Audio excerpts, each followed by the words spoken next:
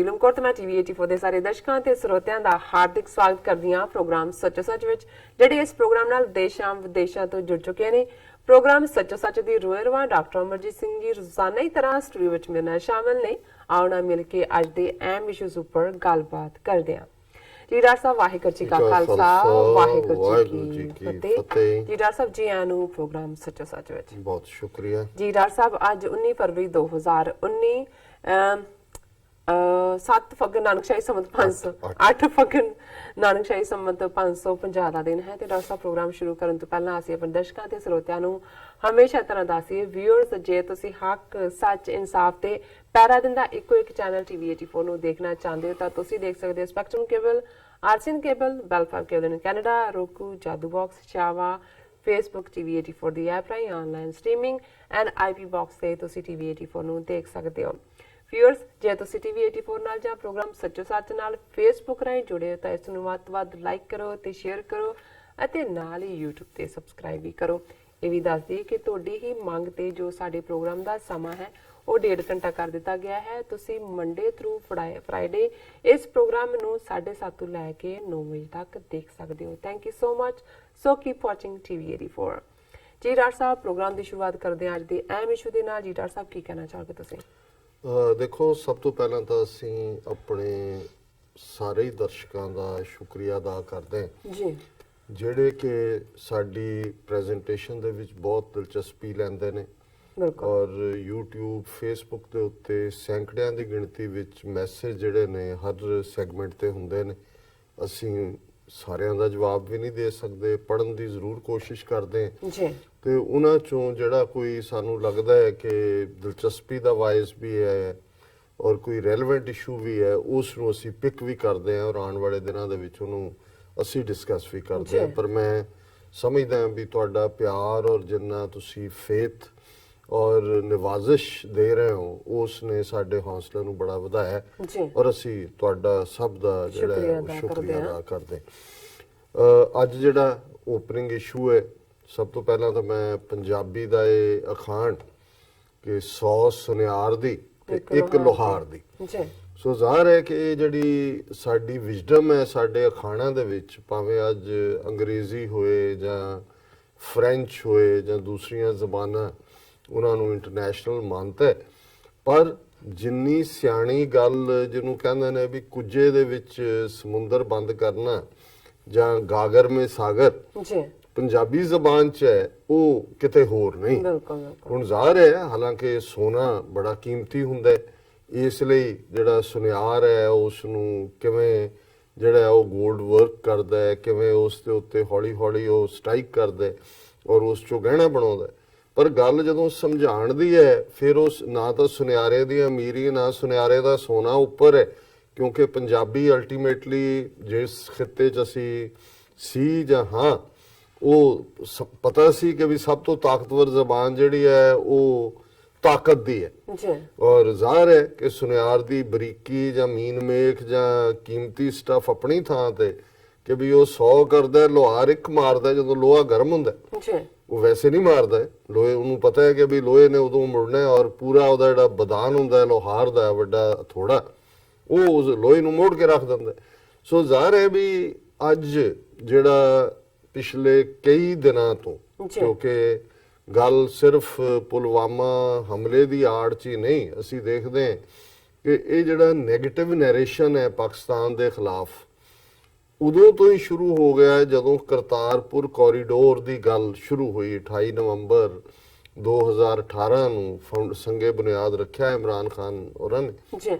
ਉਸ ਦੇ ਨਾਲ ਹੀ ਅਸੀਂ ਦੇਖਦੇ ਹਾਂ ਫਿਰ ISI ਵੀ ਵਿੱਚ ਲਿਆ ਵਾੜੀ, ਕਰਤਾਰਪੁਰ ਲਾਂਘੇ ਨੂੰ ISI ਲਾਂਘਾ, ਫਿਰ ਸਿੱਖਾਂ ਦੀ ਟ੍ਰੋਲਿੰਗ ਸ਼ੁਰੂ ਹੋ ਗਈ।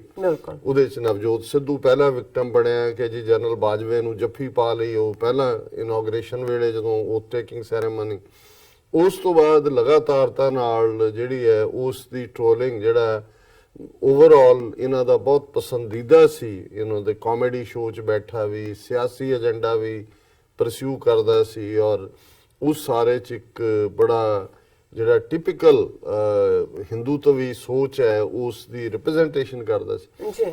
ਪਰ ਇਸ ਮਾਮਲੇ 'ਚ ਉਸ ਨੂੰ ਜਿਹੜਾ ਬਿਲਕੁਲ ਜਿਹੜਾ ਟਾਰਗੇਟ ਕਰ ਲਿਆ ਗਿਆ ਔਰ ਹੁਣ ਤਾਂ ਜੋ ਉਸ ਦਾ ਹਾਲ ਕੀਤਾ ਹੋਇਆ ਹੈ ਈਵਨ ਕੇਜਰੀਵਾਲ ਵਰਗਾ ਜਿਸ ਦੇ ਮਗਰ ਸਾਡੇ ਬਹੁਤ ਸਾਰੇ ਜਿਹੜੇ ਨੇ ਉਹ ਲੱਗੇ ਆਮ ਆਦਮੀ ਪਾਰਟੀ ਦੇ ਨਾਂ ਥੱਲੇ ਡਾਇਸਪੋਰਾ ਸਿੱਖਾਂ ਦਾ ਪੈਸਾ ਬਰਬਾਦ ਕੀਤਾ ਹੈ ਜਿਹੜਾ ਲੱਖਾਂ ਡਾਲਰ ਮਿਲੀਅਨਸ ਆਫ ਡਾਲਰਸ ਉਹ ਅੰਮ੍ਰਿਤਸਰ ਆਇਆ ਹੋਇਆ ਸੀ 2 ਦਿਨ ਪਹਿਲਾਂ ਉਹ ਕਹਿ ਰਿਹਾ ਨਵਜੋਤ ਸਿੱਧੂ ਨੂੰ ਕਿ choose between the nation and a friend and nation is above friend ਹਾਲਾਂਕਿ ਜੋ ਹੁਣ ਵੀ ਜਿੰਨੀ ਬੜੇ ਬੈਲੈਂਸ ਢੰਗ ਦੇ ਨਾਲ ਉਹਨੇ ਗੱਲ ਕੀਤੀ ਹੈ ਜ਼ਾਹਰ ਹੈ ਵੀ ਉਹੀ ਗੱਲ ਕਹਿ ਰਿਹਾ ਹੈ ਜਿਹੜੀ ਕਿ ਅਲਟੀਮੇਟਲੀ ਜੇ ਅਸੀਂ 9/11 ਤੋਂ ਬਾਅਦ ਦੇਖੀਏ ਅਫਗਾਨਿਸਤਾਨ ਦੇ ਵਿੱਚ ਅਮਰੀਕਾ ਜਾਂ ਨੈਟੋ ਨੇ ਕੋਈ ਘੱਟ ਪਾਵਰ ਤਾਂ ਇਸਤੇਮਾਲ ਨਹੀਂ ਕੀਤੀ ਜਿੰਨੇ ਇਹਨਾਂ ਕੋਲ ਰੋਜ਼ੀ ਕਟਰ ਡੇਜ਼ੀ ਕਟਰ ਦੁਨੀਆ ਭਰ ਦੀ ਇਕਵਿਪਮੈਂਟ ਪੈਸਾ ਔਰ ਲੇਟੈਸਟ ਟੈਕਨੋਲੋਜੀ ਭਾਰਤ ਤਾਂ ਉਹਨਾਂ ਦੇ ਆਪਣੇ ਜਿਹੜੇ ਜਰਨੈਲ ਨੇ ਐਕਸਪਰਟ ਉਹ ਕਹਿੰਦੇ ਨੇ ਕਿ ਭਾਈ ਇਹ 10 ਦਿਨ ਦੀ ਲੜਾਈ ਸਟੈਂਡ ਨਹੀਂ ਕਰ ਸਕਦੇ ਪਾਕਿਸਤਾਨ ਦੇ ਨਾਲ ਉਹ ਵੀ ਉਹਨਾਂ ਦੇ ਕੋਲ ਨਹੀਂ ਹੈ ਜਿਹੜਾ ਪ੍ਰੋਪਰ ਉਹਦਾ ਐਮੂਨੀਸ਼ਨ ਔਰ ਟੈਕਨੋਲੋਜੀ ਲੇਕਿਨ ਇਹਦੇ ਬਾਵਜੂਦ ਜਦੋਂ ਇਹ ਕਹਿੰਦਾ ਭਾਈ ਅਲਟੀਮੇਟਲੀ ਗੱਲਬਾਤ ਜਿਹੜੀ ਹੈ ਉਹੀ ਹੱਲ ਹੁੰਦਾ ਕਿਸੇ ਗੱਲ ਦਾ ਕੋਈ ਨੇਸ਼ਨ ਜਾਂ ਕੋਈ ਕੌਮ ਉਹਦੇ ਚ ਕੋਈ ਸਾਰੇ ਮਾੜੇ ਨਹੀਂ ਹੁੰਦੇ ਔਰ ਜਿਹੜਾ ਵੀ ਦਹਿਸ਼ਤਗਰਦੀ ਕਰਨ ਵਾਲਾ ਉਹਦਾ ਕੋਈ ਈਮਾਨ ਨਹੀਂ ਹੁੰਦਾ ਉਹਦਾ ਕੋਈ ਧਰਮ ਨਹੀਂ ਹੁੰਦਾ ਔਰ ਇਹ ਕੇਜਰੀਵਾਲ ਉੱਥੇ ਆ ਕੇ ਜਿਹੜਾ ਈਵਨ ਇਸ ਨੂੰ ਵੀ ਮਿਹਣਾ ਦੇ ਰਿਹਾ ਕਿ ਜੀ ਤੂੰ ਨੇਸ਼ਨ ਨੂੰ ਪਿੱਛੇ ਛੱਡ ਦਿੱਤਾ ਤੂੰ ਤਾਂ ਦੋਸਤ ਨੂੰ ਅੱਗੇ ਰੱਖਿਆ ਹੋਇਆ ਸੋ ਇਸੇ ਤਰ੍ਹਾਂ ਈਵਨ ਵਿਦਨ ਕਾਂਗਰਸ ਜੇ ਹੁਣ ਅਸੀਂ ਦੇਖਦੇ ਹਾਂ ਦਿਗਵਿਜੇ ਸਿੰਘ ਮੱਧ ਪ੍ਰਦੇਸ਼ ਦਾ ਵੱਡਾ ਲੀਡਰ ਚੀਫ ਮਿਨਿਸਟਰ ਵੀ ਰਿਹਾ ਉਹ ਸਟੇਟਮੈਂਟ ਦੇ ਰਿਹਾ ਟਵੀਟ ਕਰ ਰਿਹਾ ਹੈ ਇਹਨੂੰ ਨਵਜੋਤ ਸਿੱਧੂ ਨੂੰ ਕਿ ਭਾਈ ਆਪਣੇ ਇਮਰਾਨ ਭਾਈ को अब कहो क्या है ਸੋ ਉਹ ਇਹ ਤਾਣੇ ਮਿਹਣੇ ਦੀ ਗੱਲ ਹੀ ਨਹੀਂ ਹੈ ਫੁੱਲ ਫਲੈਜਡ ਟ੍ਰੋਲਿੰਗ ਜਿਹੜੀ ਹੈ ਉਹ ਚੱਲ ਰਹੀ ਹੈ ਔਰ ਬਾਕੀ ਸਾਰੇ ਮੀਡੀਆ ਤੇ ਕੀ ਚੱਲ ਰਿਹਾ ਹੈ ਜਿਵੇਂ ਮੈਂ ਅਕਸਰ ਇਹ ਹੁੰਦਾ ਕਿ ਵੀ ਉਹ 3-3 ਫੁੱਟੀਆਂ ਜਿਹੜੀਆਂ ਐਂਕਰਾਂ ਨੇ ਬੀਬੀਆਂ ਉਹ 6-6 ਫੁੱਟ ਉਛਲ ਰਹੀਆਂ ਔਰ ਇਹ ਸਾਰੇ ਟੀਵੀ ਦੇ ਉੱਤੇ ਬੈਠੇ ਜਿਹੜੇ ਨੇ ਉਹਨਾਂ ਨੂੰ ਹੋਰ ਕੋਈ ਕੰਮ ਨਹੀਂ ਹੈ ਉਹ ਦਿਨ ਰਾਤ ਉਹਨਾਂ ਦੇ ਅੰਦਰੋਂ ਜ਼ਹਿਰ ਵੀ ਨਿਕਲ ਰਿਹਾ ਹੈ ਮੂੰਹ ਚੋਂ ਝੱਗ ਵੀ ਨਿਕਲ ਰਹੀ ਹੈ ਔਰ ਇਸ ਸਾਰੇ ਦੌਰੇ ਦੇ ਵਿੱਚ ਕਿਵੇਂ ਸੜਕਾਂ ਦੇ ਉੱਤੇ ਉਹਨਾਂ ਦੇ ਵੈਟਰਨ ਉਤਰੇ ਹੋਏ ਨੇ ਉਹਨਾਂ ਦੀਆਂ ਈਵਨ ਹਿੰਦੂਤਵੀ ਔਰਤਾਂ ਜਿਹੜੀਆਂ ਨੇ ਨਾਰੇ ਖੂਨ ਬਲੱਡ ਚਾਰ ਚਫੇਰੇ ਹੋ ਰਹੇ ਹੁਣ ਇਸ ਸਾਰੇ ਮਾਹੌਲ ਦੇ ਵਿੱਚ ਮੈਂ ਸਮਝਦਾ ਕਿ ਇਮਰਾਨ ਖਾਨ ਸਾਹਿਬ ਦੇ ਸਾਹਮਣੇ ਔਰ ਇਹ ਵੀ ਇੱਕ ਤੁਹਾਡੀ ਆਪਣੇ ਆਪ ਦੇ ਵਿੱਚ ਕੌਨਫੀਡੈਂਸ ਵੀ ਹੁੰਦਾ ਹੈ ਜਦੋਂ ਤੁਸੀਂ ਇਮੀਡੀਏਟਲੀ ਕਿਸੇ ਗੱਲ ਨੂੰ ਰਿਐਕਟ ਨਹੀਂ ਕਰਦੇ ਬਿਲਕੁਲ ਔਰ ਤੁਸੀਂ ਆਪਣਾ ਵਕਤ ਲੈਂਦੇ ਹੋ ਟਾਈਮਿੰਗ ਵੀ ਤੁਹਾਡੀ ਆਪਣੀ ਹੁੰਦੀ ਹੈ ਕਿ ਵੀ ਤੁਸੀਂ ਕਦੋਂ ਗੱਲ ਕਹਿਣੀ ਹੈ ਤੇ ਕਿਵੇਂ ਕਹਿਣੀ ਹੈ ਸੋ ਜ਼ਾਹਰ ਹੈ ਕਿ ਜਿੱਥੇ ਪਾਕਿਸਤਾਨ ਦੇ ਵਿੱਚ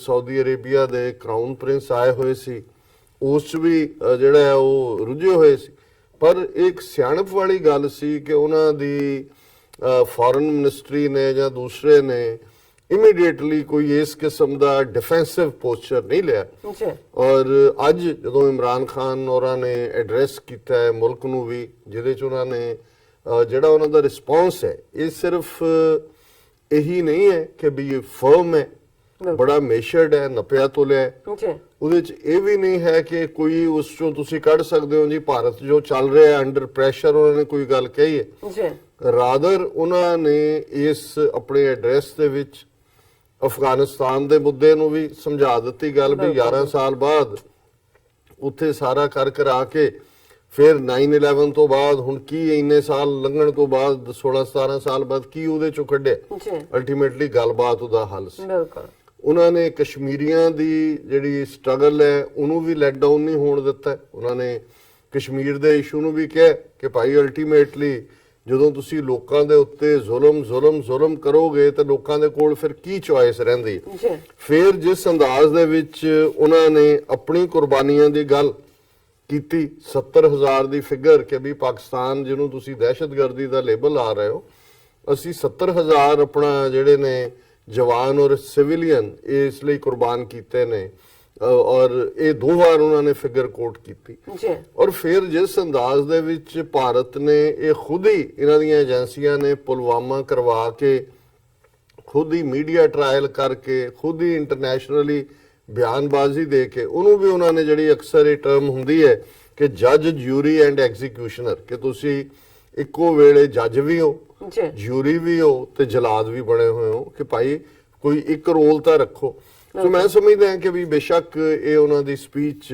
ਸਾਰੇ ਜਿਹੜਾ ਹੈ ਉਹਨਾਂ ਦਾ ਮੀਡੀਆ ਵੀ ਦਿਖਾ ਰਿਹਾ ਹੈ, ਸੋਸ਼ਲ ਮੀਡੀਆ ਤੇ ਵੀ ਹੈ, ਔਰ ਇਸ ਦੀ ਫੋਰਨ ਜਿਹੜੀ ਹੈ ਉਹਨਾਂ ਦੇ ਇੰਡੀਅਨ ਫੋਰਨ ਮਿਨਿਸਟਰੀ ਨੇ ਰਿਬਟਲ ਵੀ ਕੀਤੀ ਹੈ। ਉਹਨਾਂ ਨੇ ਰਿਬਟਲ ਚ ਕਿਹਾ ਜੀ Pakistan nerve centre of terrorism, ਪਰ ਇਹ ਤਾਂ ਕਿਉਂਕਿ ਨਵੀਂ ਗੱਲ ਨਹੀਂ ਕਹੀ ਹੈ, ਉਹ ਤਾਂ ਕਹਿ ਹੀ ਰਹੇ ਨੇ। ਪਰ ਮੈਂ ਸਮਝਦਾ ਹਾਂ ਵੀ ਪੂਰਾ ਇਨਸਾਫ ਇਸ ਉਹਨਾਂ ਦੀ ਪ੍ਰੈਜੈਂਟੇਸ਼ਨ ਦੇ ਨਾਲ ਕਰਨਾ ਜ਼ਰੂਰੀ ਹੈ, ਤਾਂ ਕਿ ਜਿਹੜਾ ਉਹਨਾਂ ਦਾ ਇਹੀ ਨਹੀਂ ਵੀ ਉਹਨਾਂ ਨੇ ਆਪਣੀ ਆਪ ਨੂੰ ਡਿਫੈਂਡ ਕੀਤਾ ਹੈ, ਉਹਨਾਂ ਨੇ ਕੇਸ ਇੱਕ ਸਟੇਟ ਪੁੱਟ ਕੀਤਾ। ਔਰ ਮੈਂ ਸਮਝਦਾ ਹਾਂ ਵੀ ਜਿਹੜਾ ਵੀ ਨਿਊਟਰਲ ਮਾਈਂਡ ਦੇ ਨਾਲ ਇਸ ਨੂੰ ਦੇਖੇਗਾ ਉਸ ਨੂੰ ਇਸ ਚੋਂ ਇਮਾਨਦਾਰੀ, ਸਿੰਸੈਰਿਟੀ ਔਰ ਜਿਹੜੀ ਹੈ ਸਫਿਸਟੀਕੇਸ਼ਨ ਵੀ, ਕਿਉਂਕਿ ਉਹਨਾਂ ਨੇ ਕੋਈ ਉਹਨਾਂ ਦੀ ਤਰ੍ਹਾਂ ਕੋਈ ਗਾਲੀ ਗਲੋਚ ਨਹੀਂ ਕੀਤਾ। ਉਹਨਾਂ ਦੇ ਵਜ਼ੀਰ ਜਿਹੜੇ ਨੇ ਉਹ ਖੂਨ ਕਾ ਬਦਲਾ ਖੂਨ ਔਰ ਇਸ ਕਿਸਮ ਦਾ ਵਰਤਾਰਾ ਕਿ ਬੰਦ ਕਰ ਦਿਓ। ਉਹਨਾਂ ਦਾ ਗਵਰਨਰ ਮੇਘਾਲਿਆ ਦਾ ਜਿਹੜਾ ਬੀਜੇਪੀ ਦਾ ਜਨਸੰਘੀ ਉਹ ਕਹਿ ਰਿਹਾ ਜੀ ਕੱਟ ਆਫ ਕਰ ਦਿਓ ਕਸ਼ਮੀਰੀਆਂ ਨੂੰ, ਟੋਟਲ ਬਾਈਕਾਟ ਕਰ ਦਿਓ, ਕੋਈ ਉੱਥੇ ਜਾਏ ਨਾ, ਕੋਈ ਟੂਰਿਸਟ ਨਾ ਜਾਏ। ਔਰ ਅਸੀਂ ਇੱਕ ਸੈਗਮੈਂਟ 'ਚ ਡਿਸਕਸ ਕਰਾਂਗੇ ਵੀ ਉੱਥੇ ਹੋਰ ਕੀ ਚੱਲ ਰਿਹਾ। ਪਰ ਮੈਂ ਉਹਨਾਂ ਦੀ ਜਿਹੜਾ ਸਪੀਚ ਹੈ ਇਸ ਮੁੱਦੇ ਦੇ ਉੱਤੇ ਪ੍ਰੈਜੈਂਟੇਸ਼ਨ ਉਹਦਾ ਫੁੱਲ ਟੈਕਸਟ ਡਿਸਕਸ ਕਰਨਾ ਚਾਹੁੰਦਾ। ਹਾਲਾਂਕਿ ਜਿਹੜੀ ਬਹੁਤ ਸਾਰਿਆਂ ਨੇ ਆਪਣੀ ਮਰਜ਼ੀ ਦੇ ਹੈਡਿੰਗ ਦਿੱਤੇ ਨੇ, ਕਿਸੇ ਨੇ ਰੀਟੈਲੀਏਸ਼ਨ ਦੀ ਗੱਲ ਨੂੰ ਕਿਹਾ ਕਿ ਜੀ ਅਸੀਂ ਸਵਿਫਟ ਰੀਟੈਲੀਏਸ਼ਨ ਕਰਾਂਗੇ, ਕਿਸੇ ਨੇ ਹੋਰ ਕਿਹਾ। ਪਰ ਮੈਂ ਸਮਝਦਾ ਹਾਂ ਵੀ ਫੁੱਲ ਟੈਕਸਟ ਚੋਂ ਜਿਹੜੇ ਸਾਡੇ ਦਰਸ਼ਕ ਨੇ ਉਹ ਖੁਦ ਹੀ ਕਨਕਲੂਡ ਕਰ ਸਕਦੇ ਨੇ ਕਿ ਇਸ ਦੇ ਵਿੱਚ ਸਭ ਕੁਝ ਬੜਾ ਬੈਲੈਂਸਡ ਹੈ, ਮੇਸ਼ਰਡ ਹੈ, ਡਿਪਲੋਮੈਟਿਕ ਵੀ ਹੈ, ਬਟ ਫਰਮ ਹੈ। ਇਸ ਤੋਂ ਕੋਈ ਕਮਜ਼ੋਰੀ ਨਹੀਂ ਝਲਕਦੀ। ਔਰ ਮੈਂ ਸਮਝਦਾ ਹਾਂ ਵੀ ਇਮਰਾਨ ਖਾਨ ਨੇ ਔਰ ਲੀਡਰ ਦੀ ਪਛਾਣ ਵੀ ਉਦੋਂ ਹੀ ਹੁੰਦੀ ਹੈ ਜਦੋਂ ਕੌਮਾਂ ਕਿਸੇ ਕ੍ਰਿਟੀਕਲ ਮੋਮੈਂਟ ਤੇ ਆ ਕੇ ਖਲੋਂਦੀਆਂ ਨੇ। ਚੰਗੇ ਭਲੇ ਦਿਨਾਂ ਦੇ ਵਿੱਚ ਤਾਂ ਸਾਰੇ ਹੀ ਜਿਹੜੇ ਨੇ ਉਹ ਮੈਨੇਜ ਕਰ ਸਕਦੇ ਨੇ। ਔਰ ਜਿਵੇਂ ਹੁਣ ਇੱਥੇ ਜਦੋਂ ਕੋਈ ਬਿਜ਼ਨੈਸਿਸ ਲੋਕ ਵੇਚਦੇ ਨੇ, ਜਿਹਨੂੰ ਕਈ ਵਾਰੀ ਸਿੱਖ ਬਿਜ਼ਨਸ ਕਹਿੰਦੇ ਨੇ ਕਿ ਜੀ ਬਿਮਾਰ ਹੈ, ਔਰ ਬਹੁਤ ਵਾਰੀ ਸਿੱਖ ਬਿਜ਼ਨਸ ਦਾ 70% ਦੇ ਕਾਰਨ ਉਹਦਾ ਮਿਸਮੈਨੇਜਮੈਂਟ ਹੁੰਦਾ ਹੈ। ਹੁਣ ਜਿਹੜਾ ਮੈਨੇਜਰ ਆਂਦਾ ਹੈ ਉਹੀ ਚੀਜ਼ਾਂ ਹੁੰਦੀਆਂ, ਬਿਲਡਿੰਗ ਵੀ ਉਹੀ ਹੁੰਦੀ ਹੈ, ਉਵੇਂ ਹੀ ਘਾਟੇ 'ਚ ਵੀ ਜਾ ਰਿਹਾ ਹੁੰਦਾ ਹੈ। ਉਹ ਦੇਖਦਾ ਹੈ ਵੀ ਕਿੱਥੇ ਕਿੱਥੇ ਕੀ ਕਮੀ ਹੈ। ਔਰ ਸੱਚਾ ਮੈਨੇਜਰ ਉਹੀ ਹੁੰਦਾ ਹੈ ਕਿ ਜਿਹੜਾ ਉਸ ਸਿੱਖ ਬਿਜ਼ਨਸ ਨੂੰ ਕੱਢ ਕੇ ਪਹਿਲਾਂ ਈਵਨ ਕਰੇ, ਫਿਰ ਉਹਨੂੰ ਫਾਇਦੇ ਵੱਲ ਲੈ ਜਾਏ। ਔਰ ਇਹੀ ਸਕਸੈਸ ਹੈ ਬਿਜ਼ਨਸ ਦੇ ਵਿੱਚ। ਇਸੇ ਤਰ੍ਹਾਂ ਮੈਂ ਸਮਝਦਾ ਹਾਂ ਵੀ ਕਿਸੇ ਵੀ ਨੇਸ਼ਨ ਨੂੰ, ਕੌਮ ਨੂੰ ਕ੍ਰਾਈਸਿਸ ਚੋਂ ਲੀਡ ਕਰ ਸਕਣਾ ਹੀ ਕਿਸੇ ਲੀਡਰ ਦੀ ਕੈਪੇਬਿਲਿਟੀ ਹੁੰਦੀ ਹੈ। ਔਰ ਉਹਦੇ 'ਚ ਤੁਸੀਂ ਦੇਖਦੇ ਹੋ ਕਿ ਵੀ ਕਿੱਥੇ ਕਿੱਥੇ ਕੀ ਪਾਰਟ ਹੈ। ਔਰ ਪਿਛਲੇ 6 ਮਹੀਨੇ 'ਚ ਮੈਂ ਸਮਝਦਾ ਹਾਂ ਵੀ ਜਿਸ ਅੰਦਾਜ਼ ਦੇ ਵਿੱਚ ਇਮਰਾਨ ਖਾਨ ਸਾਹਿਬ ਨੇ ਬਿਜ਼ਨਸ ਵਾਈਜ਼ ਬਿਲਡ ਕਰਨ ਦੀ ਕੋਸ਼ਿਸ਼ ਕੀਤੀ ਹੈ ਮੁਲਕ ਨੂੰ, ਉਹਨਾਂ ਨੇ ਦੇਖਿਆ ਵੀ ਅਮਰੀਕਾ ਨੇ ਹੱਥ ਪਿੱਛੇ ਖਿੱਚ ਲਿਆ ਹੈ। ਔਰ ਜਿਹੜਾ ਵਰਲਡ ਬੈਂਕ ਔਰ IMF ਖਾਸ ਤੌਰ ਤੇ ਉਹਦੇ ਤੇ ਪਾਬੰਦੀਆਂ ਲਾ ਦਿੱਤੀਆਂ। ਉਹਨਾਂ ਨੇ ਇਹ ਵੀ ਦੇਖਿਆ ਵੀ ਖਰਚੇ ਵਾਧੂ ਕਿੱਥੇ ਨੇ, ਇਹਨੂੰ ਕਿਵੇਂ ਘਟਾਣਾ ਹੈ। ਜੇ ਤੁਸੀਂ ਫੋਰਨ ਪਾਲਿਸੀ 'ਚ ਇੰਡੀਪੈਂਡੈਂਸ ਰੱਖਣੀ ਹੈ ਤਾਂ ਜ਼ਾਹਰ ਹੈ ਫਿਰ ਤੁਸੀਂ ਅਮਰੀਕਾ ਦੇ ਪੈਸੇ ਤੇ ਟੇਕ ਨਾ ਰੱਖੋ ਕਿ ਵੀ ਜਿਹੜੇ ਕਚਕੌਲ ਲੈ ਕੇ ਤੁਸੀਂ ਇੱਧਰ ਉੱਧਰ ਜਾਣਾ। ਨੇਸ਼ਨ ਦੇ ਪ੍ਰਾਈਡ ਨਾਲ ਵੀ ਸਮਝੌਤਾ ਨਹੀਂ ਕਰਨਾ। ਜਿਹੜੀ ਪੋਜੀਸ਼ਨ ਕੰਸਿਸਟੈਂਟ ਉਹਨਾਂ ਦੀ ਰਹੀ ਤਾਲਿਬਾਨ ਦੇ ਮਾਮਲੇ ਦੇ ਵਿੱਚ, ਉਹ ਵੀ ਉਹਨਾਂ ਨੇ ਕਾਇਮ ਰੱਖੀ। ਬਾਕੀ ਕੁਝ ਚੀਜ਼ਾਂ ਹੁੰਦੀਆਂ ਨੇ ਜਿਸ ਨੂੰ ਉਹਨਾਂ ਨੇ ਇੱਕ ਵਾਰ ਕਿਹਾ ਸੀ ਕਿ ਜੀ ਕਈ ਵਾਰ ਤੁਹਾਨੂੰ ਯੂ ਟਰਨ ਮਾਰਨਾ ਪੈਂਦਾ ਹੈ ਆਪਣੇ ਲੋਕਾਂ ਦੀ ਖਾਤਰ। ਉਹਦੇ 'ਚ ਹੁੰਦਾ ਵੀ ਤੁਸੀਂ ਜਦੋਂ ਆਪੋਜੀਸ਼ਨ 'ਚ ਹੁੰਦੇ ਹੋ ਕਈ ਵਾਰ ਤੁਸੀਂ ਹਕੂਮਤ ਨੂੰ ਐਮਬੈਰਸ ਕਰਨ ਲਈ ਵੀ ਕੋਈ ਪੋਜੀਸ਼ਨ ਲਈ ਹੁੰਦੀ ਹੈ, ਪਰ ਜਦੋਂ ਤੁਹਾਡੇ ਕੋਲ ਪਾਵਰ ਹੁੰਦੀ ਹੈ ਉਦੋਂ ਤੁਸੀਂ ਦੇਖਦੇ ਹੋ ਵੀ ਤੁਹਾਡੇ ਮੁਲਕ ਦੇ ਫਾਇਦੇ 'ਚ ਕੀ ਹੈ। ਸੋ ਮੈਂ ਸਮਝਦਾ ਵੀ ਇਹਨਾਂ 6 ਮਹੀਨੇ ਦੇ ਪੀਰੀਅਡ 'ਚ ਉਹਨਾਂ ਨੇ ਜਿਵੇਂ ਸਿੱਖਾਂ ਦੇ ਮਾਮਲੇ 'ਚ ਤਾਂ ਜਿਹੜਾ ਹੈ ਉਹ ਕਮਾਲ ਕੀਤੀ ਔਰ ਉਹਦੇ 'ਚ ਵੀ ਇਹ ਨਹੀਂ ਹੈ ਕਿ ਕੋਈ ਉਹਨਾਂ ਦੀ ਸਿੱਖ ਪੈਂਪਰਿੰਗ ਜਾਂ ਸਿੱਖ ਪਲੀਜ਼ਿੰਗ ਜਿਹੜੀ ਹੈ ਪੋਜੀਸ਼ਨ ਕਿਸੇ ਹੋਰ ਨੁਕਤੇ, ਉਹ ਵੀ ਉਹਨਾਂ ਦੇ ਨੈਸ਼ਨਲ ਇੰਟਰਸਟ 'ਚ ਉਹਨਾਂ ਨੇ ਇਹ ਦੇਖਿਆ ਕਿ ਭਾਈ ਇਹਨਾਂ ਦੇ ਹੱਕ ਵੀ, ਕਿਉਂਕਿ ਜਿਹੜਾ ਬੰਦਾ ਇਨਸਾਫ ਪਸੰਦ ਵੀ ਨੇ, ਪਰ ਇਹਦੇ ਨਾਲ ਹੀ ਉਹਨਾਂ ਨੂੰ ਇਹ ਲੱਗਦਾ ਹੈ ਕਿ ਵੀ ਇਹ ਜਿਹੜਾ ਪਾਕਿਸਤਾਨ ਦਾ ਮਾੜਾ ਰੈਪੂਟੇਸ਼ਨ ਔਰ ਫੰਡਾਮੈਂਟਲਿਜ਼ਮ ਨਾਲ ਜੋੜ ਕੇ ਔਰ ਦੂਸਰੇ ਇਸ ਦਾ ਜਵਾਬ ਇਹ ਹੈ ਬਜਾਏ ਕਿ ਤੁਸੀਂ ਘਰ ਘਰ ਜਾ ਕੇ ਦੱਸੋ ਕਿ ਜੀ ਕੀ ਹੈ ਕੀ ਨਹੀਂ ਹੈ, ਕਿ ਤੁਸੀਂ ਆਪਣੀਆਂ ਅਕਲੀਅਤਾਂ ਨੂੰ, ਮਾਈਨੋਰਿਟੀਜ਼ ਨੂੰ ਜਦੋਂ ਖੁਸ਼ ਕਰਦੇ ਹੋ ਤੇ ਇਹ ਆਪਣੇ ਆਪ ਦੇ ਵਿੱਚ ਹੀ ਇੱਕ ਤੁਹਾਡਾ ਪੋਜ਼ਿਟਿਵ ਇਮੇਜ ਵੀ ਜਾਂਦਾ ਹੈ। ਔਰ ਜ਼ਾਹਰ ਹੈ ਲੌਂਗ ਟਰਮ ਜਿਹੜਾ ਰਿਲੀਜੀਅਸ ਟੂਰਿਜ਼ਮ ਵੀ ਕ੍ਰੀਏਟ ਹੁੰਦਾ ਹੈ। ਔਰ ਇਸ ਲਈ ਉਹਨਾਂ ਨੇ ਇਕੱਲੇ ਸਿੱਖਾਂ ਨੂੰ ਨਹੀਂ, ਜਿਵੇਂ ਕਟਾਕਸ਼ ਰਾਜ ਨੂੰ ਖੋਲਣ ਦੀ ਗੱਲ ਕਿ ਆ ਜਾਓ ਜਿੰਨੇ ਵੀ ਵੀਜ਼ਾ ਲੈਣਾ ਚਾਹੁੰਦੇ ਹੋ, ਬੁੱਧਿਜ਼ਮ ਨਾਲ ਸੰਬੰਧਿਤ ਜਿਹੜੇ ਹਿਸਟੋਰੀਕਲ ਸਾਈਟ ਨੇ ਉਹਨਾਂ ਦੀ ਗੱਲ। ਔਰ ਮੈਂ ਸਮਝਦਾ ਵੀ ਇਹਨਾਂ ਨੀਤੀਆਂ ਦੇ ਨਾਲ ਇਸ ਵੇਲੇ ਫੌਰਨ ਜਿਹੜਾ ਇਹ ਪੁਲਵਾਮਾ ਦੀ ਘਟਨਾ ਹੁੰਦੀ ਹੈ ਔਰ ਇਸ ਤੋਂ ਬਾਅਦ ਅੱਜ ਉਸ ਕਿਸਮ ਦੇ ਹਾਲਾਤ ਉੱਥੇ ਉਹਨਾਂ ਦੀ ਸਟੇਟ ਨੇ, ਮੀਡੀਆ ਨੇ, ਸੋਸ਼ਲ ਮੀਡੀਆ ਨੇ 2019 ਦੀਆਂ ਇਲੈਕਸ਼ਨਾਂ ਨੂੰ ਮੱਦੇਨਜ਼ਰ ਰੱਖਦੇ ਆ ਸਾਰੇ ਬਣਾ ਦਿੱਤੇ ਨੇ ਕਿ ਜਿਵੇਂ ਮੁੰਬਈ ਦੇ ਹਮਲੇ ਤੋਂ ਬਾਅਦ ਜਾਂ 2001 ਦੇ ਵਿੱਚ ਵਾਜਪਾਈ ਦੇ ਵੇਲੇ ਜਦੋਂ ਪਾਰਲੀਮੈਂਟ ਅਟੈਕ ਦਾ ਡਰਾਮਾ ਇਹਨਾਂ ਨੇ ਕੀਤਾ ਸੀ, ਉਦੋਂ ਤਾਂ ਆਰਮੀ ਮੂਵ ਹੋ ਕੇ ਆ ਗਈ ਸੀ ਬਾਰਡਰਸ ਦੇ ਆਈ ਬਾਲ ਟੂ ਆਈ ਬਾਲ ਕਿ ਦੀਦੇ ਚ ਦੀਦੇ ਪਾ ਕੇ ਜਿਹੜਾ ਉਹ ਫੌਜ ਖੜੀ ਰਹੀ। ਬਾਅਦ ਦੇ ਵਿੱਚ ਹੋਣਾ ਕੀ ਹੁੰਦਾ, ਵਾਪਸ ਮੁੜ ਗਏ। ਸੋ ਮੈਂ ਸਮਝਦਾ ਵੀ ਇਸ ਸਾਰੇ ਇਹ ਕ੍ਰਾਈਸਿਸ ਜਿਹੜਾ ਇਸ ਵਾਰ ਹੈ ਉਹਨਾਂ ਨਾਲੋਂ ਵੀ ਕਿਸੇ ਹੱਦ ਤੱਕ ਥੋੜਾ ਜਿਹਾ ਗੰਭੀਰ ਹੈ। ਉਹਦਾ ਰੀਜ਼ਨ ਜਿਹੜਾ ਇਹਨਾਂ ਦੀ ਜਿਹੜੀ ਫੇਲਿਅਰ ਹੈ ਗਵਰਨਮੈਂਟ ਦੀ, ਮੋਦੀ ਸਰਕਾਰ ਦੀ ਹਰ ਫਰੰਟ ਦੇ ਉੱਤੇ, ਔਰ 2019 ਦੀਆਂ ਚੋਣਾਂ ਜਿੱਤਣ ਦੇ ਲਈ ਇਸ ਨੂੰ ਇਹ ਜਾਰੀ ਰੱਖਣਾ ਚਾਹੁੰਦੇ ਨੇ ਅਗਲੇ 2-2.5 ਮਹੀਨੇ ਹੋਰ, ਤਾਂ ਕਿ ਮੁਸਲਮਾਨਾਂ ਦੇ ਖਿਲਾਫ ਨਫ਼ਰਤ ਬਿਲਟ ਹੋਏ। ਔਰ ਆਲਰੇਡੀ ਜੋ ਕਸ਼ਮੀਰੀਆਂ ਦਾ ਹਾਲ ਕੀਤਾ ਜਾ ਰਿਹਾ ਉਹਨੂੰ ਅਸੀਂ ਡਿਸਕਸ ਵੀ ਕੀਤਾ, ਅੱਜ ਵੀ ਕਰਾਂਗੇ। ਸੋ ਉਹਦੇ ਵਿੱਚ ਮੈਂ ਉਹਨਾਂ ਦਾ ਜਿਹੜਾ ਟੈਕਸਟ ਹੈ ਉਸ ਨੂੰ ਡਿਸਕਸ ਕਰਦੇ। A few days ago, Pulwama was attacked. I should have responded immediately as Pakistan was blamed for it. However, Crown Prince of Saudi Arabia was visiting and an investment conference was underway for which we prepared a lot. I decided not to respond then as the attention would have been diverted from the visit. Therefore, now that the Crown Prince has left, I have decided to respond. ਹੁਣ ਇਹ ਬੜਾ ਇਮਾਨਦਾਰ, ਇਹ ਗੱਲ ਉਹਨਾਂ ਨੂੰ ਕਹਿਣ ਦੀ ਲੋੜ ਨਹੀਂ ਸੀ, ਪਰ ਕਿਉਂਕਿ ਇੱਕ ਇਮਾਨਦਾਰ ਆਦਮੀ ਦੇ ਤੌਰ ਤੇ ਉੱਥੇ ਹੁਣ ਵੀ ਰੌਲਾ ਪਾ ਜੀ ਪਾਕਿਸਤਾਨ ਨੇ ਕੰਡੈਮ ਨਹੀਂ ਕੀਤਾ ਜੀ, ਕੰਡੈਮ ਨਹੀਂ ਕੀਤਾ। ਉਹਨਾਂ ਨੇ ਕਿਹਾ ਜੀ ਇਹ ਘਟਨਾ ਜਦੋਂ ਹੁੰਦੀ ਹੈ ਅਸੀਂ ਇਸ ਲਈ ਨਹੀਂ ਰਿਸਪੌਂਡ ਕੀਤਾ ਕਿ ਵੀ ਕਰਾਊਨ ਪ੍ਰਿੰਸ ਸਾਊਦੀ ਅਰੇਬੀਆ ਦਾ ਆਇਆ ਸੀ ਔਰ ਅਸੀਂ ਇਨਵੈਸਟਮੈਂਟ ਲੁੱਕ ਕਰ ਰਹੇ ਸੀ, ਔਰ ਉਹ ਜਿਹੜੀ ਸਾਰੀ ਗੱਲਬਾਤ ਹੈ ਅਸੀਂ ਉਸ ਸਾਰੇ ਨੂੰ ਜੇ ਉਸ ਪਾਸੇ ਪੈ ਜਾਂਦੇ ਤੇ ਜਿਹੜੀ ਵਿਜ਼ਿਟ ਦੇ ਉੱਤੇ ਫੋਕਸ ਹੈ ਉਸ ਤੋਂ ਅਟੈਂਸ਼ਨ ਡਾਈਵਰਟ ਹੋਣੀ ਸੀ, ਦੂਸਰੇ ਪਾਸੇ ਜਾਣੀ ਸੀ। ਔਰ ਜਦੋਂ ਹੁਣ ਚਲੇ ਗਏ ਨੇ ਕਰਾਊਨ ਪ੍ਰਿੰਸ, ਜ਼ਾਹਰ ਹੈ ਭਾਰਤ ਹੀ ਗਏ, ਮੈਂ ਹੁਣ ਇਹਨੂੰ ਰਿਸਪੌਂਡ ਕਰ ਰਿਹਾ। This is a response for the Indian government.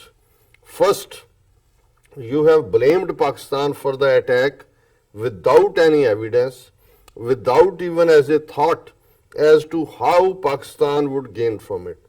ਕਿ ਵੀ ਇਹ ਭਾਰਤ ਸਰਕਾਰ ਲਈ ਹੈ ਕਿ ਤੁਸੀਂ ਪਾਕਿਸਤਾਨ ਦੇ ਉੱਤੇ ਇਲਜ਼ਾਮ ਲਾਇਆ ਹਮਲੇ ਦੇ ਲਈ ਕਿਸੇ ਸਬੂਤ ਤੋਂ ਬਿਨਾਂ, ਔਰ ਇਹ ਵੀ ਸੋਚੇ ਬਿਨਾਂ ਕਿ ਇਸ ਚੋਂ ਪਾਕਿਸਤਾਨ ਨੂੰ ਦਾ ਕੀ ਫਾਇਦਾ ਹੋਏਗਾ। Would Pakistan currently hosting such an important conference that we have been planning for so long, would anyone, even a fool, do this, which would result in a sabotage of such an important conference? Even if the prince visit was not planned, how would have Pakistan benefited from it? When Pakistan is moving towards stability, we have seen 15 years of terrorism in which 70,000 Pakistanis have been killed. Terrorism is on the decline. Peace is on the horizon. Why would we attack? How do we benefit? ਆਪਣਾ ਉਹਨਾਂ ਨੇ case build ਕੀਤਾ ਵੀ ਤੁਸੀਂ ਪਾਕਿਸਤਾਨ ਨੂੰ blame ਕੀਤਾ ਹੈ। ਅਸੀਂ ਇੱਕ ਇੰਪੋਰਟੈਂਟ ਜਿਹੜੀ ਹੈ ਕਾਨਫਰੰਸ ਦੇ ਵਿੱਚ ਜਿਹੜਾ ਇਹ ਉਹਨਾਂ ਦੇ ਨਾਲ ਸਾਊਦੀ ਅਰੇਬੀਆ ਦੇ ਰੁੱਝੇ ਹੋਏ ਸੀ ਕਿ ਇੱਕ ਮੂਰਖ ਵੀ ਜਿਹੜਾ ਇੱਕ ਬੇਵਕੂਫ ਵੀ ਉਹ ਆਪਣੇ ਇਸ ਲੈਵਲ ਦੇ ਕੰਮ ਨੂੰ ਸਾਬੋਤਾਜ ਨਹੀਂ ਕਰਨਾ ਚਾਹੇਗਾ ਇਸ ਕਾਨਫਰੰਸ ਨੂੰ। ਜੇ ਨਾ ਵੀ ਹੁੰਦੀ ਪ੍ਰਿੰਸ ਦੀ ਵਿਜ਼ਿਟ, ਪਾਕਿਸਤਾਨ ਨੂੰ ਇਸ ਦਹਿਸ਼ਤਗਰਦੀ ਚੋਂ ਕੀ ਫਾਇਦਾ ਹੈ ਜਦੋਂ ਕਿ ਆਲਰੇਡੀ ਪਾਕਿਸਤਾਨ ਜਿਹੜਾ ਸਟੇਬਿਲਿਟੀ ਦੇ ਵੱਲ ਵੱਧ ਰਿਹਾ ਹੈ। ਅਸੀਂ 15 ਸਾਲ ਦਹਿਸ਼ਤਗਰਦੀ ਦੇ ਦੇਖੇ ਨੇ, ਜਿਹਦੇ 70,000 ਪਾਕਿਸਤਾਨੀ ਮਾਰੇ ਗਏ ਨੇ। ਜਿਹੜੀ ਦਹਿਸ਼ਤਗਰਦੀ ਹੈ ਉਹ ਥੱਲੇ ਵੱਲ ਜਾ ਰਿਹਾ, ਉਹਦਾ ਜਵਾਲ ਹੈ, ਔਰ ਜਿਹੜਾ ਅਮਨ ਹੈ ਉਹ ਹੋਰਾਈਜ਼ਨ ਦੇ ਉੱਤੇ ਜਿਹੜਾ ਹੈ ਉਹ ਸਾਹਮਣੇ ਆ ਰਿਹਾ। ਔਰ ਅਸੀਂ ਕਿਉਂ ਹਮਲਾ ਕਰਾਂਗੇ, ਇਹ ਸਾਨੂੰ ਕਿਵੇਂ ਫਾਇਦਾ ਕਰੇਗਾ। I also want to ask India's Prime Minister, if you are stuck in the past, whenever there is an incident in Kashmir, you blame Pakistan. Instead of starting a dialogue to resolve the issue in Kashmir, you have made Pakistan the whipping boy. I have repeatedly said that this is the new Pakistan with a new mindset and new thought process. ਹੁਣ ਉਹ ਸਿੱਧੇ ਹੋ ਗਏ ਮੋਦੀ ਵੱਲ ਕਿ ਮੈਂ ਤੇਰੇ ਨਾਲ ਭਾਈ ਗੱਲ ਕਰਨੀ ਚਾਹੁੰਦਾ ਕਿ ਤੇਰਾ ਦਿਮਾਗ ਜਿਹੜਾ ਆ ਉਹ ਪਾਸਟ ਦੇ ਵਿੱਚ ਹੀ ਫਸਿਆ ਹੋਇਆ, ਭੂਤਕਾਲ 'ਚ ਫਸਿਆ ਹੈ ਕਿ ਵੀ ਤੈਨੂੰ ਉਹੀ ਭੂਤ ਚੰਬੜਿਆ ਹੋਇਆ ਪਾਸਟ ਦਾ ਜੋ ਤੁਸੀਂ ਲੈ ਕੇ ਹਿੰਦੂਤਵਾ ਦਾ ਬੈਠੇ ਹੋਏ ਹੋ। ਜਦੋਂ ਵੀ ਕਸ਼ਮੀਰ 'ਚ ਕੋਈ ਵਾਕਿਆ ਹੁੰਦਾ ਤੂੰ ਪਾਕਿਸਤਾਨ ਨੂੰ ਬਲੇਮ ਕਰਦੇ ਕਿ ਵੀ ਇਸ ਗੱਲ ਦੀ ਬਜਾਏ ਕਿ ਕਸ਼ਮੀਰ ਦੇ ਮਸਲੇ ਨੂੰ ਹੱਲ ਕਰਨ ਦੇ ਲਈ ਗੱਲਬਾਤ ਕੀਤੀ ਜਿਹੜੀ ਹੈ ਉਹ ਕੀਤੀ ਜਾਏ।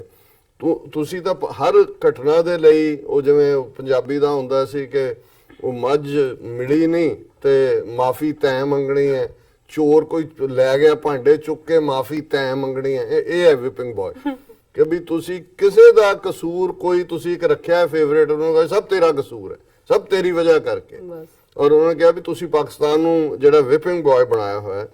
ਔਰ ਮੈਂ ਬਾਰ-ਬਾਰ ਇਹ ਕਹਿ ਰਿਹਾ ਵੀ ਅਸੀਂ ਨਵਾਂ ਮਾਈਂਡਸੈਟ ਦੇ ਨਾਲ ਨਵਾਂ ਪਾਕਿਸਤਾਨ ਬਣਾ ਰਹੇ ਜਿਹਦੇ ਚ ਵੀ ਅਸੀਂ ਮਾਜ਼ੀ ਤੋਂ ਪਾਸ ਤੋਂ ਖਹਿੜਾ ਛਡਾ ਕੇ ਜਿਹੜਾ ਗਮਜ਼ਨ ਹੋ ਰਹੇ ਆ ਆਪਣੇ ਮੁਸਤਕਬਿਲ ਵੱਲ, ਤੇ ਤੂੰ ਫਸਿਆ ਹੋਇਆ ਉਸੇ ਪਾਸ ਦੇ ਵਿੱਚ।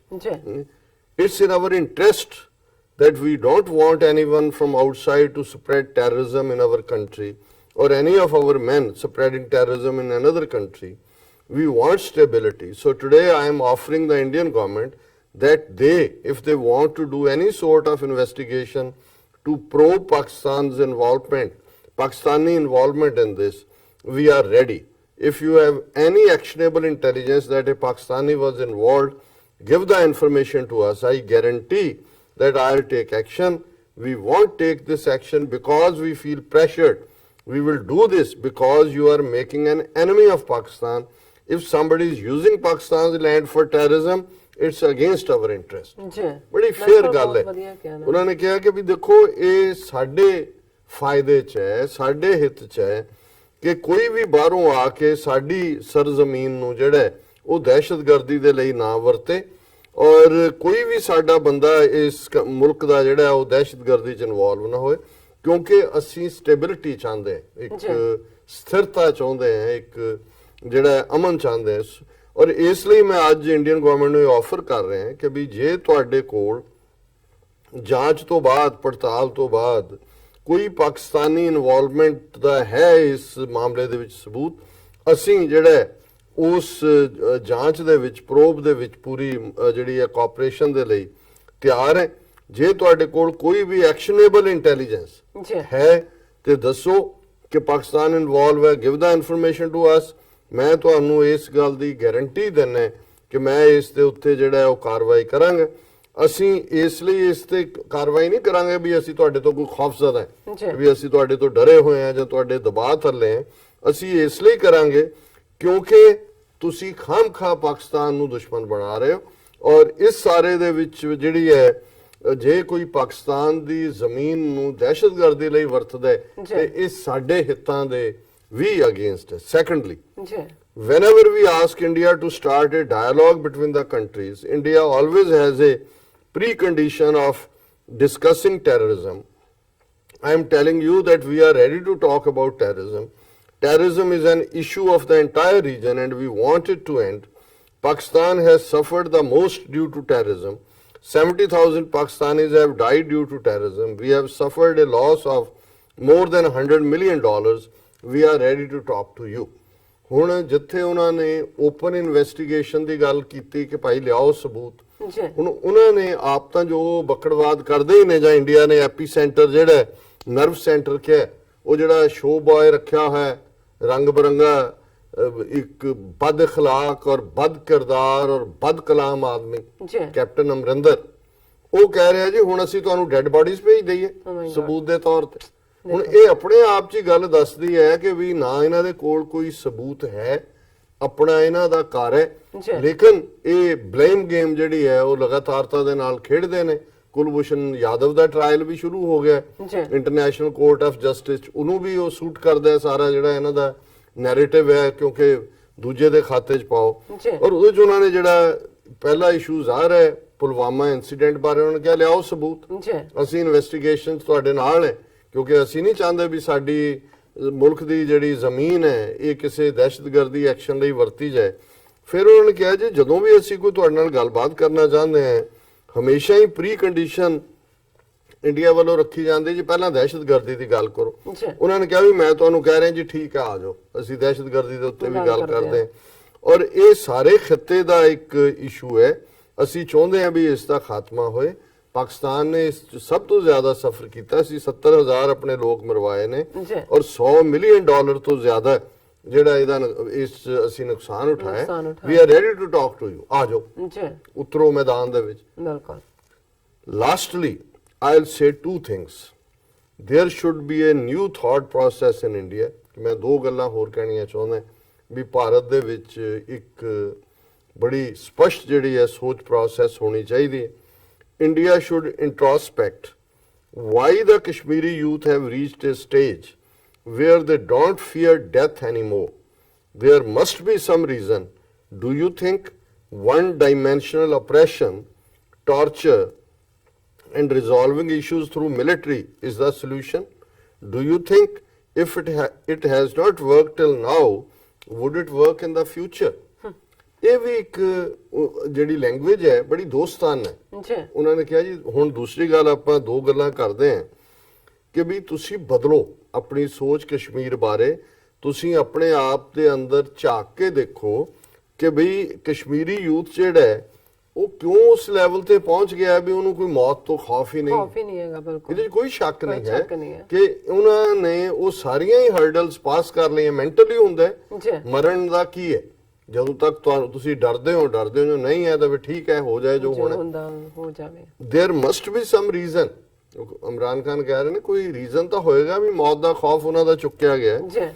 ਤੁਸੀਂ ਸਮਝਦੇ ਹੋ ਵੀ ਜਿਹੜੀ ਸਿਰਫ ਇੱਕੋ ਹੀ ਤੁਸੀਂ ਇੱਕ ਪਾਸਡ ਅਪਰੋਚ ਵਨ ਡਾਇਮੈਂਸ਼ਨਲ ਰੱਖੀ ਹੋਈ ਹੈ ਜ਼ੁਲਮ ਕਰਨਾ ਤਸ਼ੱਦਦ ਕਰਨਾ ਔਰ ਫੌਜ ਦੀ ਇਸਤੇਮਾਲ ਕਰਕੇ ਕਰਨਾ। ਹੁਣ ਵੀ ਜਦੋਂ ਉਹਨਾਂ ਨੇ ਲਿਖਿਆ ਵੀ ਹੈ ਉਹ ਇੱਕ ਉਹਨਾਂ ਨੇ ਦੋ ਤਿੰਨ ਬਿਠਾਏ ਸੀ ਪ੍ਰੈਸ ਕਾਨਫਰੰਸ ਇੱਕ ਪੱਗ ਵਾਲਾ ਢਿੱਲੋਂ ਇੱਕ ਮੁਸਲਮਾਨ ਨਾਂ ਦਾ CRPF ਦਾ ਕਮਾਂਡੈਂਟ ਇੱਕ ਦੂਜਾ ਉਹ ਧਮਕੀਆਂ ਦੇ ਰਿਹਾ ਹੈ ਕਸ਼ਮੀਰੀ ਮਾਵਾਂ ਨੂੰ ਕਿ ਆਪਣੇ ਬੱਚਿਆਂ ਨੂੰ ਕਹੋ ਹਥਿਆਰ ਰੱਖ ਦੇਣ ਨਹੀਂ ਤਾਂ ਅਸੀਂ ਸਾਰਿਆਂ ਨੂੰ ਮਾਰ ਦਿਆਂਗੇ।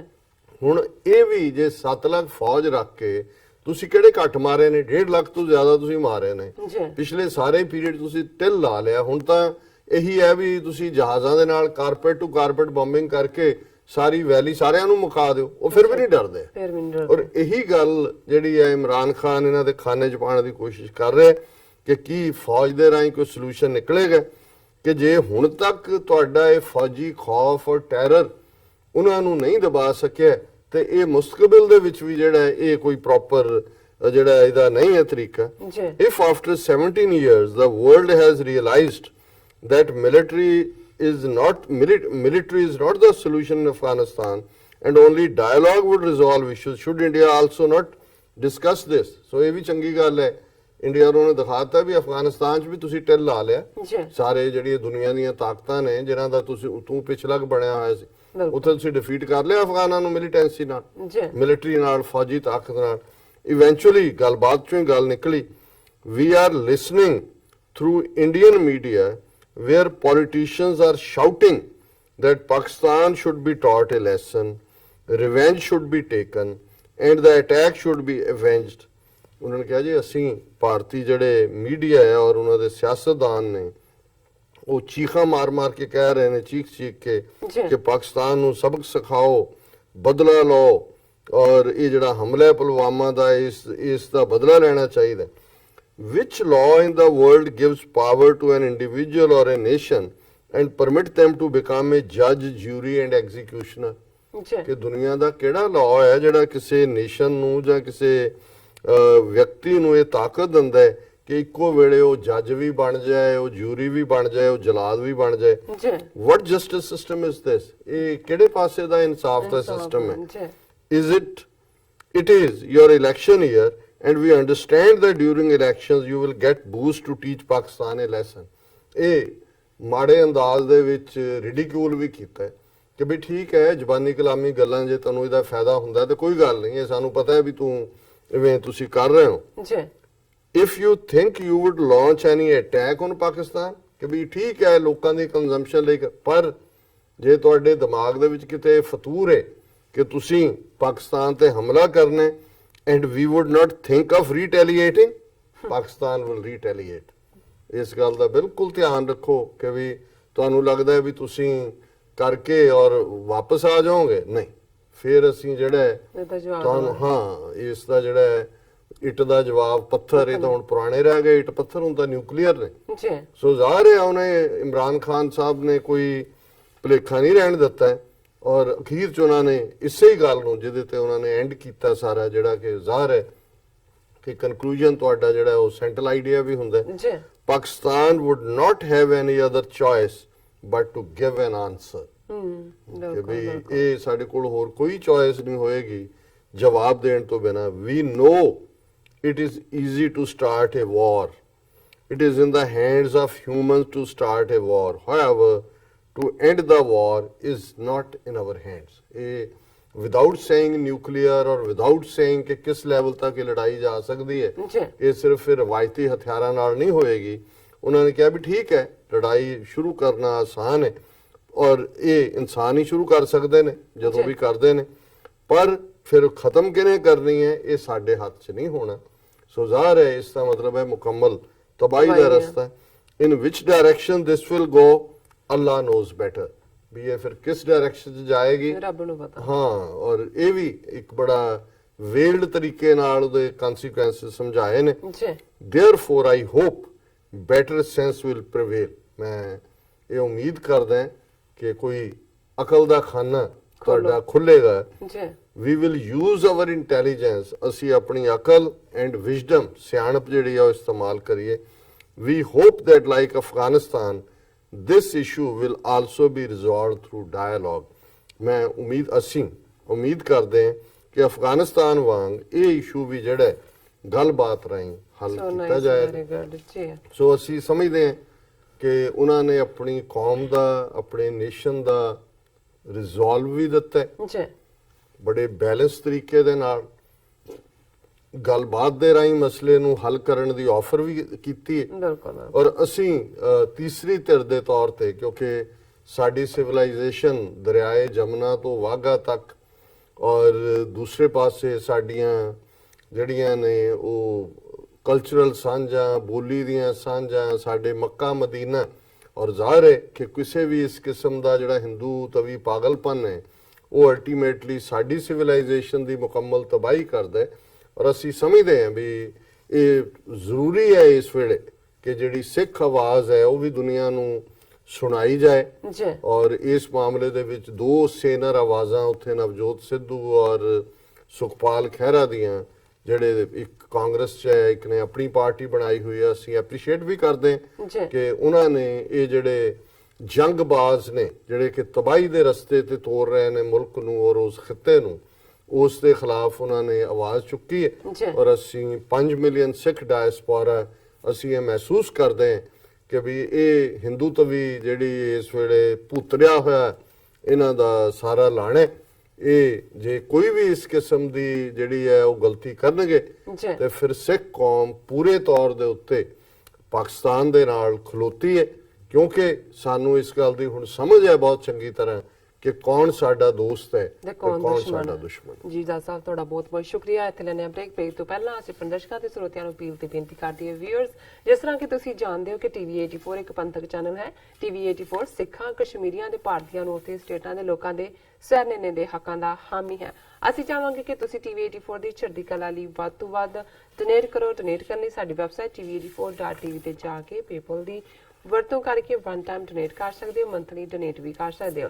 ਤੁਸੀਂ ਟੀਵੀ 84 ਦੇ ਨਾਮ ਤੇ ਚੈੱਕ ਬਣਾ ਕੇ ਸਾਨੂੰ ਮੇਲ ਵੀ ਕਰ ਸਕਦੇ ਹੋ ਸਾਡੇ ਇਸ ਪਤੇ ਤੇ 36-01 37th Avenue, Long Island City, New York 11101 USA, ਜਾਂ ਫਿਰ ਤੁਸੀਂ ਸਾਨੂੰ ਫੋਨ ਰਾਹੀਂ ਵੀ ਸੰਪਰਕ ਕਰ ਸਕਦੇ ਹੋ ਸਾਡੇ ਫੋਨ ਨੰਬਰ ਤੇ 5164060694। Thank you so much. ਅਸੀਂ ਆਪਣੇ ਦਰਸ਼ਕਾਂ ਨੂੰ ਇਹ ਵੀ ਦੱਸ ਦਈਏ ਕਿ ਜੋ ਸਾਡੇ ਪ੍ਰੋਗਰਾਮ ਦਾ ਸਮਾਂ ਹੈ ਉਹ 7:30 ਤੋਂ ਲੈ ਕੇ 9 ਵਜੇ ਤੱਕ ਹੈ, ਮੰਡੇ ਤੋਂ ਫਰਾਈਡੇ।